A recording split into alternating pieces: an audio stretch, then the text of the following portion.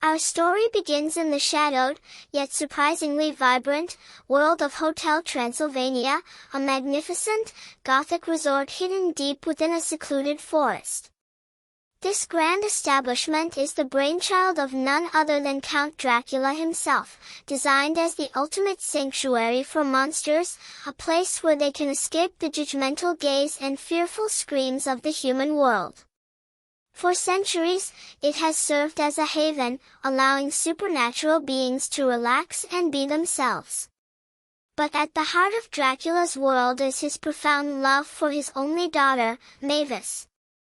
As her 118th birthday approaches, Dracula, a doting but intensely overprotective father, is meticulously orchestrating the most spectacular celebration imaginable. He's invited all his monstrous best friends, the lumbering Frankenstein, the wrapped-up mummy, the perpetually unseen invisible man, the howling werewolves, and a host of other ghoulish guests, for a grand, monster-only bash. Mavis, however, is not content with her cloistered existence. She yearns to explore the human world, a place she's only ever heard about in her father's cautionary tales. Dracula, consumed by fear for her safety and haunted by the memory of his late wife's tragic encounter with humans, tries every trick in his monstrous book to dissuade her. He even goes so far as to construct a fake, terrifying human village just beyond the hotel grounds, complete with zombie villagers and fire-breathing scarecrows, all designed to scare her back into the supposed safety of the hotel walls. But fate, as it often does, has other plans. Amidst the manufactured chaos, a curious, free-spirited human backpacker named Jonathan accidentally stumbles into the hotel, drawn by the strange lights and sounds. Dracula, upon discovering the intruder, is thrown into a complete panic. The presence of a human could cause mass hysteria among his monster guests and, worse, ruin Mavis's carefully planned birthday celebration. Thinking quickly, he attempts to hide Jonathan's true identity, improvising a ridiculous disguise and introducing him as a distant, hip, cousin of Frankenstein's monster, affectionately dubbed, Johnny Stein ***. As Jonathan awkwardly navigates the monster world, his easygoing charm, open-mindedness, and genuine kindness slowly begin to chip away at the monster's long-held prejudices against humans. He teaches them new dances, introduces them to modern music, and generally brings a refreshing, human energy to the centuries-old hotel.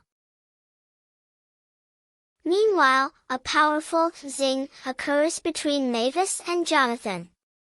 They quickly develop a strong connection, drawn to each other's adventurous spirits and shared longing for something more. Dracula, witnessing their undeniable chemistry and budding romance, becomes increasingly frantic. His desperate, often comical, efforts to keep them apart only seem to push them closer, culminating in a series of hilarious mishaps and near discoveries. On the night of Mavis's spectacular birthday party, the truth about Jonathan's human identity is accidentally revealed. The revelation sends shockwaves through the hotel.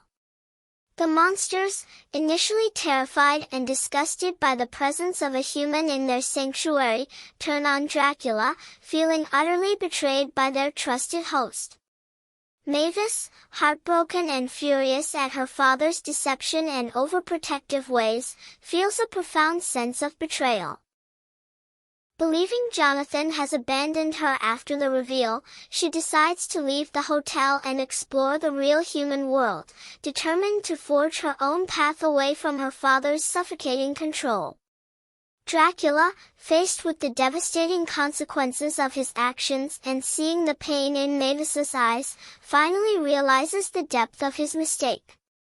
He understands that his overprotective nature, born out of love and fear, has become a barrier to Mavis's happiness and her ability to experience life fully.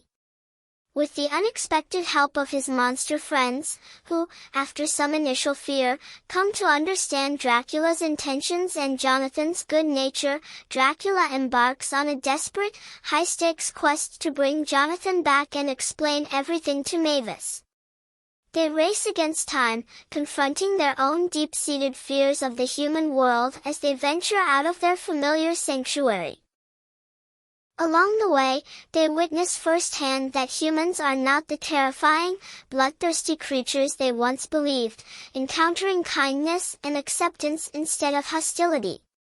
Dracula eventually catches up to Mavis, who is preparing to board a plane.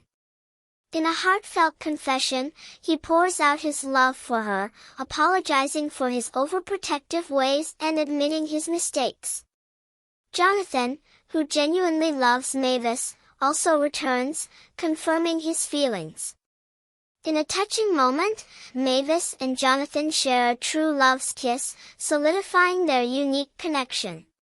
The monsters, finally overcoming their prejudices, accept Jonathan, realizing that humans are not so bad after all. In the end, Hotel Transylvania undergoes a remarkable transformation. It evolves from a monster-exclusive retreat into a vibrant, welcoming place where both monsters and humans can joyfully coexist, celebrating love, acceptance, and the uninhibited joy of being oneself. Dracula, still a devoted father, learns to trust Mavis to make her own choices, embracing the idea that even monsters can find happiness in unexpected places. Text prompting viewers to comment and subscribe. Don't forget to like this video and subscribe for more updates on this developing story.